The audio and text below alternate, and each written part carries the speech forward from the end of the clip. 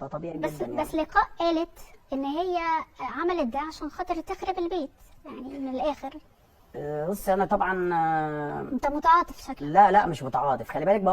محمد عبد المنصف بيضرب كراسي في الكلوب، بيقول إيمان الزيدي هي الزوجة المثالية اللي سابت شغلها وقعدت في البيت، وكأن ده تلقيح مباشر على زوجته لقاء الخميسي. في تصريحات مثيرة للجدل خرج محمد عبد المنصف لاعب الزمالك السابق والزوج الفنانة لقاء الخميسي بتصريحات نارية. عبد المنصف طالع يدافع عن إيمان الزيدي ويقول الناس ظلمتها. طب ولقاء يا كابتن اللي عاشت مخدورة 7 سنين دي وضعها إيه؟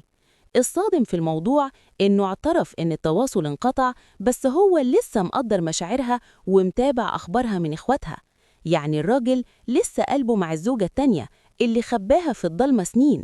والغريب إنه بيبرر الجواز في السر إن ناس كتير بتعمل كده، وكأن الغلط لما يتكرر بيبقى صح. عبد المنصف كشف إنه ما كانش بيروح أماكن عامة معاها عشان السر ما يتفضحش، يعني حياة كاملة في المستحبي.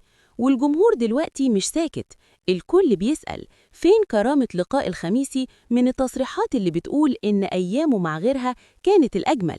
الحقيقة بدأت تبان، وكل مدى الموضوع بيسخن أكتر.